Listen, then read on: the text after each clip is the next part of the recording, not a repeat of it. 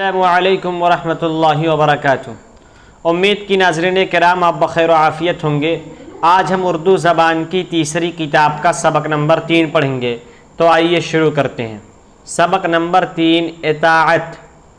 Number 1، اطاعت بھی عجب چیز ہے، اسی کی بدولت وحشی جانور انسان کے گروہ میں جگہ پاتے ہیں۔ ہاتھی، اونٹ، گھوڑے، گدھے وغیرہ کو آدمی کیوں عزیز رکھتا ہے؟ کس لیے ان کی خدمت کرتا ہے؟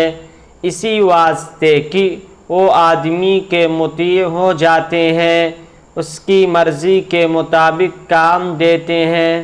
نمبر 2، انسانوں میں وہی عزت، دولت، رتبہ، منصب پاتا ہے جو اپنے بزرگوں اور حاکموں کی اطاعت، آقاؤں اور استادوں کی فرما برداری کرتا ہے، ان کی مرضی کے آگے اپنی مرضی نہیں چلاتا۔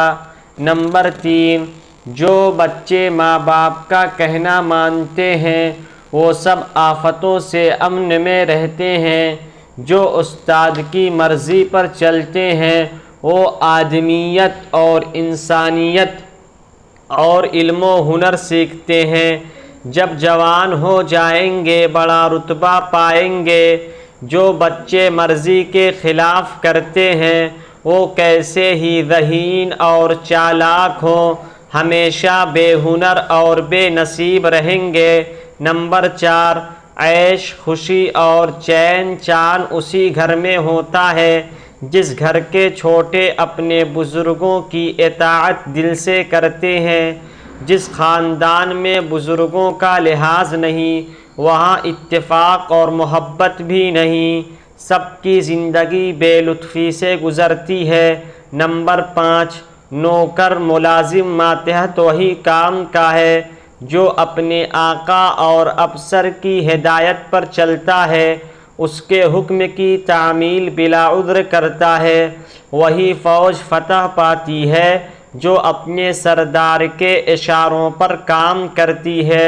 وہی کارخانہ رونق پاتا ہے جس کے ملازم مالک کی اطاعت کرتے ہیں۔ نمبر 6، وہی ملک مالا مال اور نہال ہوتا ہے جہاں کی رعایا اپنے بادشاہ کا ادب، حاکموں کی اطاعت اور قانون کی پابندی کرتی ہے۔ جہاں کی رعایا سرکش اور نافرمان ہوتی ہے وہاں بے امنی، تباہی، بربادی اور مفلسی کے سوا کچھ نہیں۔ اطاعت کا معنی ہوتا ہے حکم ماننا۔